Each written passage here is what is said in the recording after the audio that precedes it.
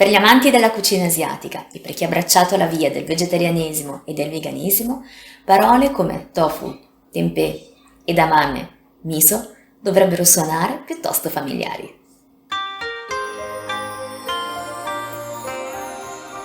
Bentornati su Mandar Nice, io sono Stefania.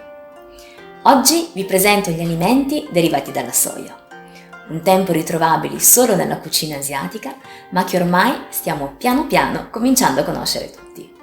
Ci tengo a precisare che questo è un video semplicemente informativo. Essendo la soia un argomento molto dibattuto, è giusto che ognuno faccia le proprie ricerche e le proprie scelte consapevolmente. Detto ciò, cominciamo subito. Germogli di soia. I germogli di soia gialla non sono i germogli di soia che troviamo al supermercato.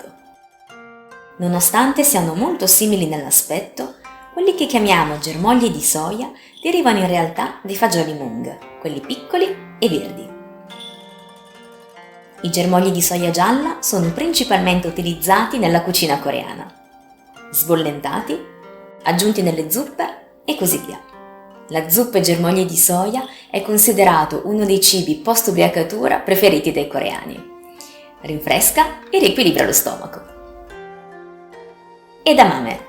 Sono fagioli acerbi in baccello, colti 35-40 giorni prima della completa maturazione. Li trovate surgelati e vengono cotti al vapore o bolliti. In Giappone vengono serviti cosparsi con un po' di sale, come antipasto o aperitivo con un'immancabile birra.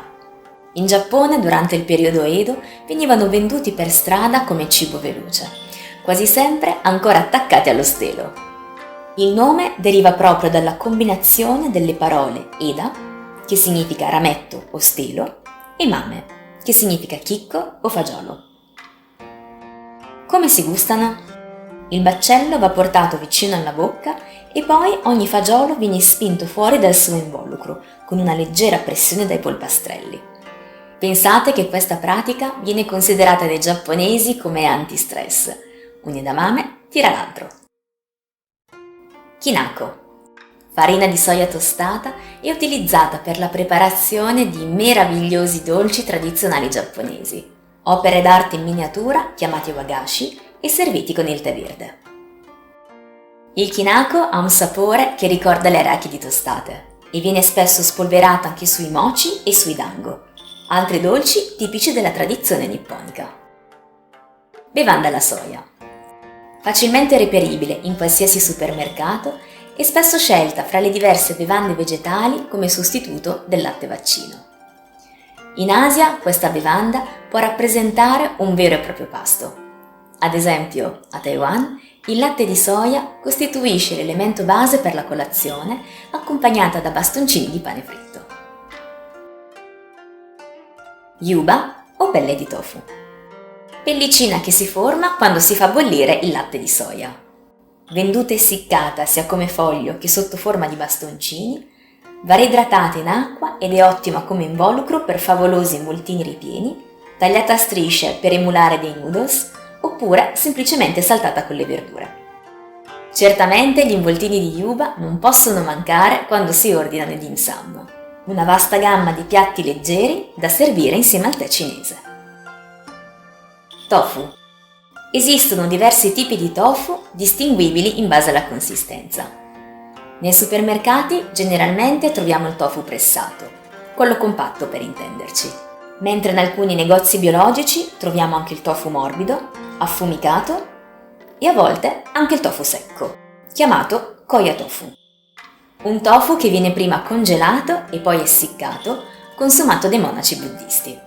La parola koya, infatti, deriva dal monte Koya, uno dei luoghi sacri per il buddismo giapponese. Nei supermercati asiatici più forniti troviamo anche il tofu fritto, fermentato e il cosiddetto tofu puzzolente. Aburage. Sono sottili tasche fritte di tofu e nonostante appartengano alla categoria precedente, ho preferito separarli perché sono tipici solo del Giappone.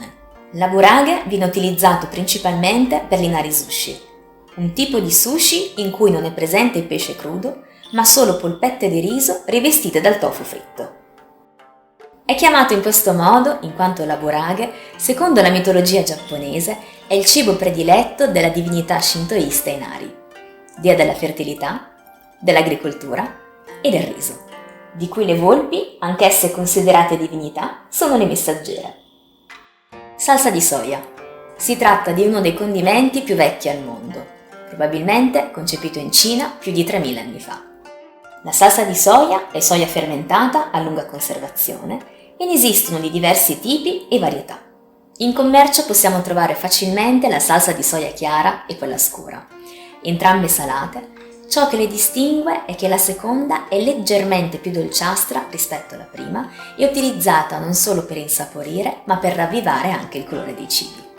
Di origine giapponese invece troviamo shoyu e salsa tamari, e in particolar modo la salsa tamari è priva di glutine. Natto.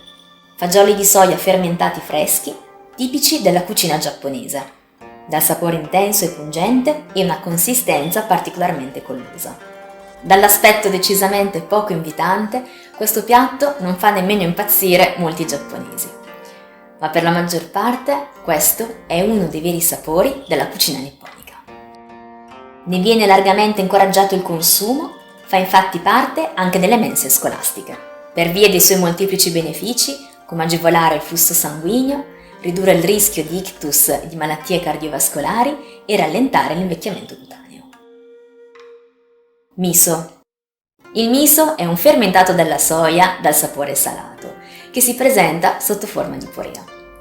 È una ricca fonte di vitamine e minerali, oltre che di probiotici, noti come batteri buoni dell'intestino. I più comuni in commercio sono lo shiro miso, miso bianco, di colore giallo, e dal sapore meno intenso dell'akamiso, miso rosso. Usato come esaltatore di sapori va bene un po' ovunque, per arricchire una salsa, un brodo e così via. Se preparate zuppe calde, come ad esempio la zuppa di miso, ricordate sempre di aggiungerlo alla fine e a fuoco spento, in modo da mantenere inalterate tutte le sue proprietà. Tempeh. Il tempeh è un cibo originario dell'Indonesia, dove è stato consumato come alimento base per più di 300 anni. È un panetto di soia, ormai facilmente reperibile nei supermercati, che si distingue dal tofu sia per l'aspetto che per il gusto. È un alimento molto versatile e potete cuocerlo come preferite.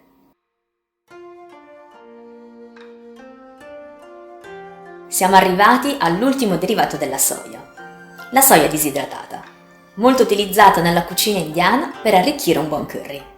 Si trova in commercio sotto forma di bocconcini o granulati e si presta bene come sostitutivo della carne per preparare piatti nostrani occidentali. Vi lascio qualche link utile di qualche ricetta sotto in descrizione, in modo da avere un'idea un po' più pratica di come utilizzare questi alimenti che abbiamo appena visto insieme. Spero veramente che questo video vi sia piaciuto e che vi abbia fatto scoprire qualcosa di nuovo. Fatemi sapere sotto nei commenti se conoscevate già tutti questi derivati della soia. Mandar Lice anche per oggi termina qua e come sempre grazie per il tuo tempo e alla prossima!